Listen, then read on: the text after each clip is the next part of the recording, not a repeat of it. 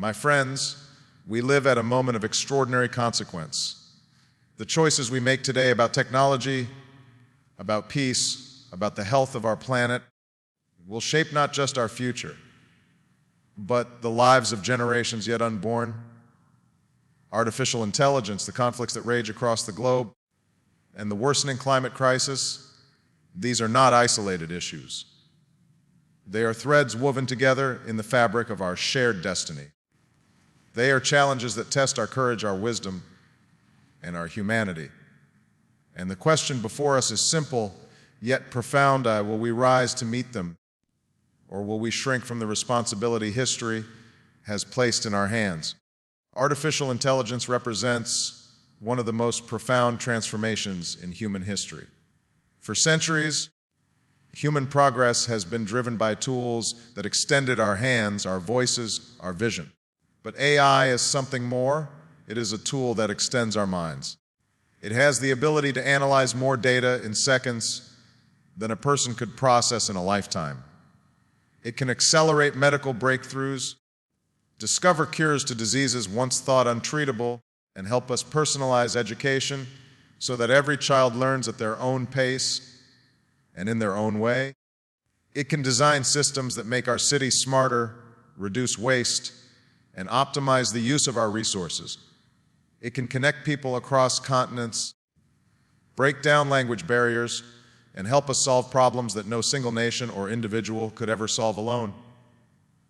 And yet, as with all great leaps forward, there is risk. AI does not arrive in our world neutral. It reflects the values, the biases, and the intentions of the people who create it and the societies that deploy it. If we are careless, AI can widen the gap between those who have and those who have not. It can displace workers, leaving millions without dignity or livelihood, while the benefits flow only to a handful of corporations and elites. It can turn into a tool of surveillance, stripping people of their privacy, their autonomy, and even their freedom. And in the wrong hands, it can be weaponized, used not to heal but to harm, not to unite but to divide. So the question is not whether AI is good or bad. It is whether we have the wisdom and courage to shape its development for the common good. That requires us to be proactive, not passive. It requires governments, businesses, scientists, and citizens to come together and set clear standards. That technology must respect human dignity. That innovation must serve justice. That progress must lift people up rather than push them down. We must invest not only in the technology itself, but in the people whose lives it will affect. Providing training for workers whose jobs may change, ensuring access to the tools of the future for communities that are too often left behind. AI should not become a story of exclusion. It should be a story of empowerment. Imagine a world where a farmer in a small village can use AI-driven tools to predict rainfall and improve their harvest, where a doctor in a remote clinic can use AI to diagnose illnesses with the same accuracy as specialists in the largest cities, where a student, no matter their background, can learn from AI tutors designed to adapt to their strengths and weaknesses, offering opportunity to those who have been historically overlooked. This is the promise of AI when guided by conscience and by care. But to achieve this vision, we must act deliberately. We cannot leave the future of intelligence, artificial or otherwise, solely to the marketplace or to the whims of a few. It is up to all of us to decide what kind of intelligence we want to create and what kind of world we want it to shape. War is one of humanity's oldest tragedies.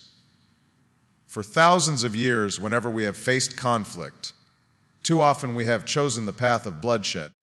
The names of battles and the scars they left behind are written across every civilization's history. And yet, in every generation, we convince ourselves that this war will be the one that ends all wars, that this conflict is justified, that this violence is somehow necessary. But what we learn again and again is that war may temporarily settle disputes, but it never secures lasting peace. It destroys cities, it displaces families, it consumes resources, and it leaves wounds, physical and emotional, that take generations to heal. The greatest cost of war is not measured in territory gained or lost, but in the lives of the innocent caught in the middle. Today, technology has amplified the consequences of war in ways that should give us pause. The weapons at our disposal are far deadlier than those of the past. Drones, cyber attacks, precision missiles, and nuclear arsenals all have the capacity to wreak devastation at a scale unimaginable to earlier generations.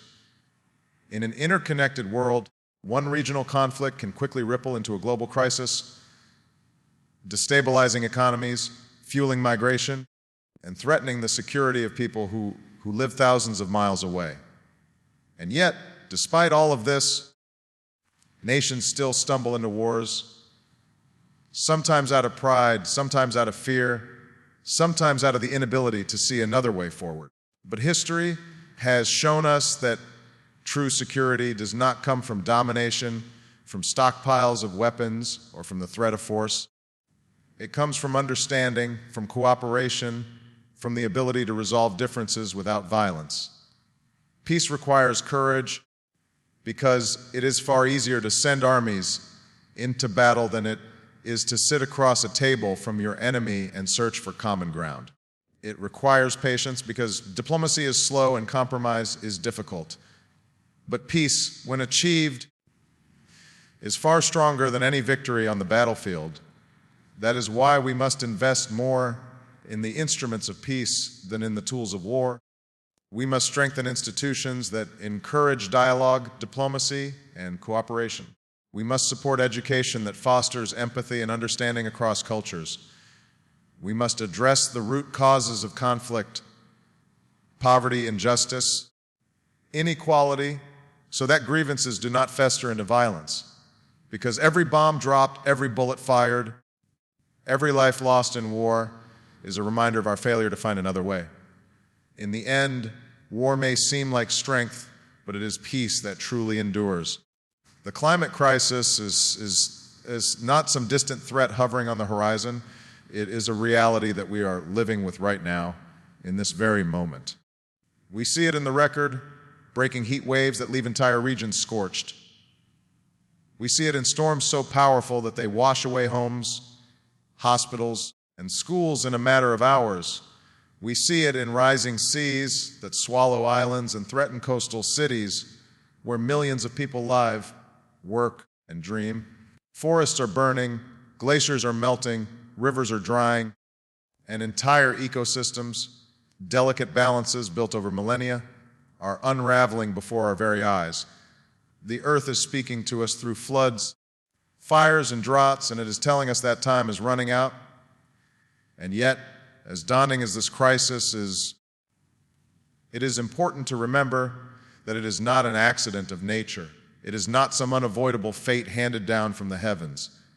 It is man-made. It is the product of choices made over decades, choices about how we produce energy, how we consume resources, how we treat the natural world as if it were endlessly abundant and infinitely forgiving.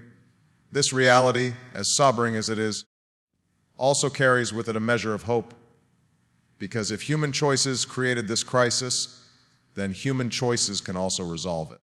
The solutions are within our reach: renewable energy, solar, wind, hydro, and new technologies yet to be fully realized can power our homes, our cars, and our industries without poisoning our air or destabilizing our climate. Smarter agricultural practices can allow us to feed a growing population without stripping the soil, destroying forests, or wasting precious water. Investment in sustainable infrastructure can build cities that are cleaner, safer, and more resilient against the storms of tomorrow. And perhaps most importantly, international cooperation can ensure that no nation faces this challenge alone, because the atmosphere does not respect borders. Carbon emitted in one country affects the climate of all countries. But let us be honest, addressing the climate crisis is not just about policies and technologies. It is about values. It is about whether we choose short-term gain or long-term survival. It is about whether we view this planet as a resource to be exploited until it is barren, or as a home to be cherished and cared for. It is about whether we believe we are stewards of creation entrusted with a responsibility to safeguard it, or whether we see ourselves as masters free to exploit it without consequence. And it is also about justice. Because though climate change touches everyone, it does not touch everyone equally. The wealthy have the means to shield themselves from its harshest effects, but the poor, those who contributed the least to the problem, are often the ones who suffer the most. Farmers who depend on the rains find their crops failing. Families in low-lying regions see their homes swallowed by rising seas. Children are forced from their schools as disasters uproot entire communities. Addressing the climate crisis, therefore, is not just an environmental necessity, it is a moral imperative. Future generations will look back at this moment and they will ask us a question. When the signs were clear, when the science was certain, when the warnings grew louder every year, what did you do? Did you look away and hope it would pass? Did you deny the truth because it was inconvenient? Or did you summon the courage to act, to change, to sacrifice, to lead? The answer to that question will determine not just the state of our planet, but the destiny of humanity itself. When we talk about artificial intelligence, war, and climate change, it may be tempting to see them as separate issues, each enormous in its own right, but unrelated to the others. Yet the truth is, these forces are deeply connected, weaving together in ways that magnify both the risk we face and the opportunities before us. Consider climate change. As resources like water, food, and arable land grow scarcer in some regions, the potential for conflict rises. History has shown that when people cannot feed their children or secure the essentials of life, desperation takes hold and instability follows. Droughts have fueled unrest, floods have displaced entire populations, and rising seas have turned citizens into refugees with no place to go. These conditions create fertile ground for wars, not because people desire them, but because survival demands choices that bring nations and communities into collision. Now place artificial intelligence into this equation. AI has the power to help us predict climate patterns, to develop new energy systems, to manage resources more efficiently, and to build resilience against disasters. In the same breath, AI can be weaponized, used for cyber warfare, autonomous drones, or misinformation campaigns that destabilize societies already vulnerable to climate stress. The same algorithms that can help us prevent famine can also be turned towards surveillance and control. So the question is not simply whether AI will shape the future, but whether it will be used to break cycles of war and destruction or to deepen them. What begins as an environmental crisis can quickly become a geopolitical crisis. And without wise leadership, AI becomes an accelerant instead of a remedy. But imagine a world where nations recognize these connections and use technology as a tool for peace and sustainability. AI could model the impact of climate change decades into the future, giving leaders the foresight to plan and adapt before crises emerge. It could design conflict prevention strategies, alerting governments to hotspots where resource shortages might trigger violence. It could enable global collaboration, connecting researchers, farmers, scientists, and policymakers across borders to share solutions in real time. In this vision, AI does not divide us, it unites us in facing challenges that no nation can tackle alone. The intersection of AI, war, and climate change is, therefore, a crossroads for humanity. If we fail to recognize the links, we will continue to stumble from one crisis to another, responding to fires rather than preventing them, fighting wars instead of building peace, chasing after technological breakthroughs without guiding them toward justice and sustainability.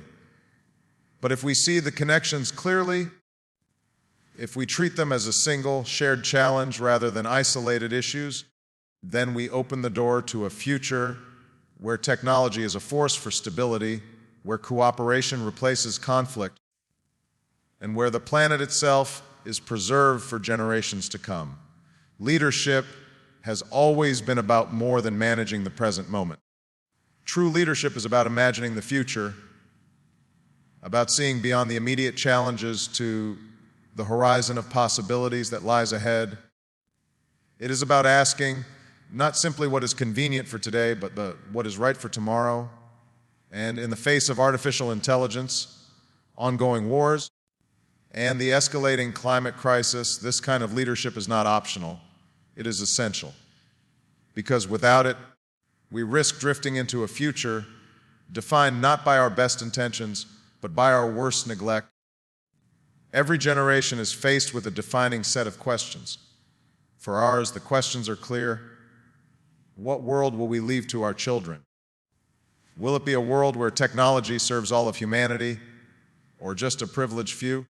Will it be a world where conflicts continue to consume lives and resources, or one where diplomacy and understanding prevail? Will it be a world where our planet's natural beauty and abundance are preserved, or one where it is scarred beyond recognition by human indifference? These are not abstract dilemmas. They are urgent, tangible, and immediate, and the answers will depend on whether leaders today have the courage to look beyond the next election, beyond the next quarter's profits, beyond the next military standoff, and instead focus on the legacy we will leave behind. But leadership is not just about individuals holding office or sitting in boardrooms. It is about the collective mindset of societies.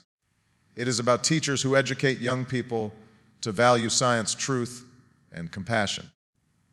It is about business leaders who choose sustainable practices over quick profits. It is about scientists and innovators who recognize that their discoveries come with ethical responsibilities. It is about ordinary citizens who demand accountability from those in power and who model in their own lives the values of justice, empathy, and responsibility. Leadership in this sense is shared. It is not the burden of the few, but the calling of the many.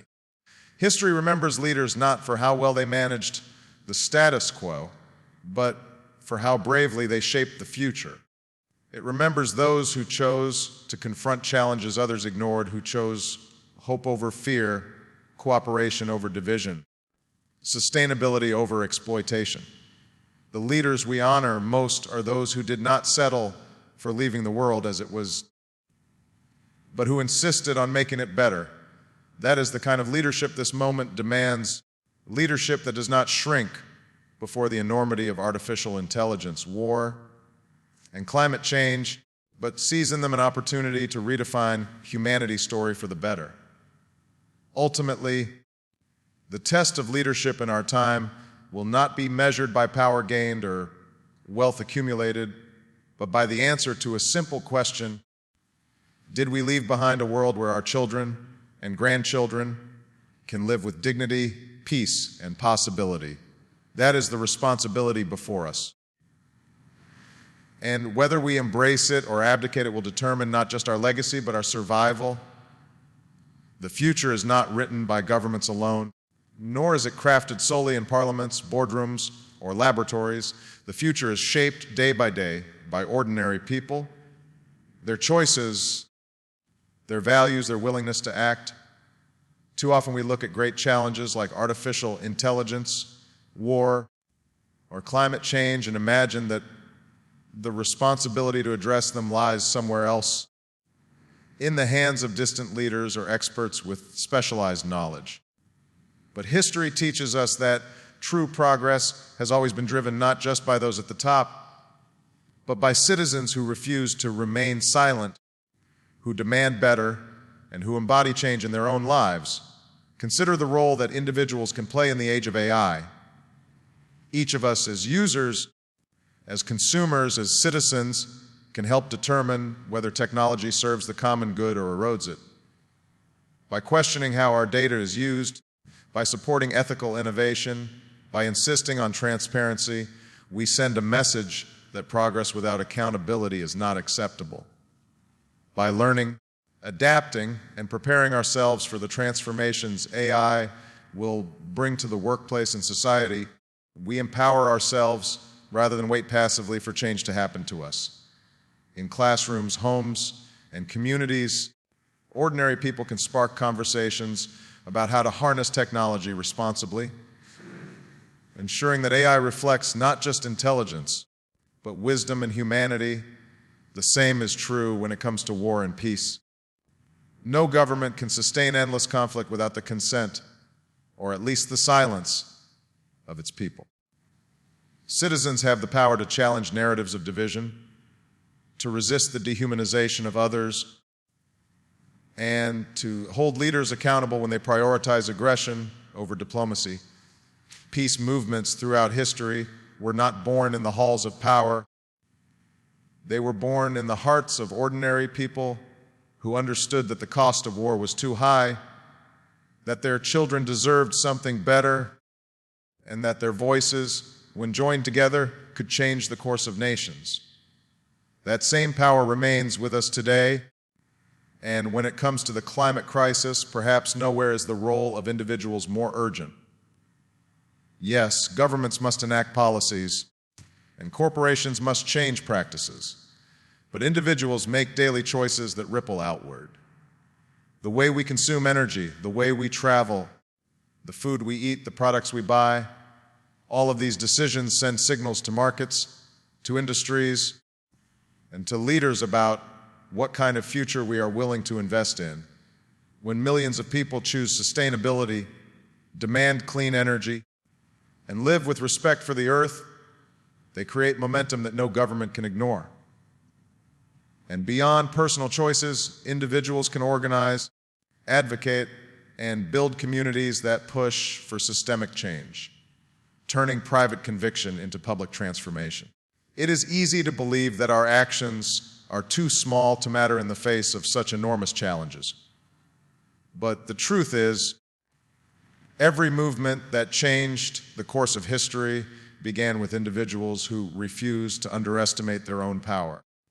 Ordinary men and women brought down empires, fought for civil rights, demanded freedom, and advanced justice, not because they had extraordinary power, but because they had extraordinary determination. The same is possible now. Each one of us can be a spark.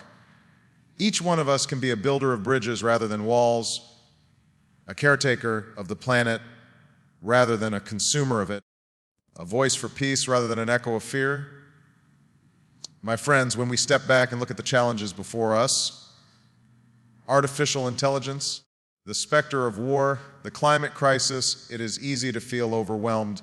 These are vast global forces, and they test not only our ingenuity, but our very humanity. But history reminds us that in the moments of greatest peril, humanity has always found the strength to rise. We are not defined by the obstacles we face, but by how we choose to confront them. If we choose fear, then fear will guide our destiny. If we choose indifference, then indifference will shape our children's inheritance. But if we choose courage, if we choose wisdom, if we choose compassion, then no challenge is beyond our reach. Technology can serve as a tool of justice rather than oppression. Peace can be built not on domination but on dignity. And our planet, bruised and battered, can still be healed and preserved for generations yet to come. The truth is, the future is not something that simply happens to us. It is something we create together. Each decision, each voice, each act of conscience bends the arc toward one future or another. And in this moment, as stewards of tomorrow, we must decide whether we will be remembered as the generation that stood idle while the world burned, or as the generation that turned the tide. Let us then be bold, let us be wise, let us be the people who chose to build a future defined not by fear, destruction, or neglect, but by hope, peace, and possibility. The challenges are great, but the power within us is greater still. The future is calling, and it is asking for our best. And together we can answer.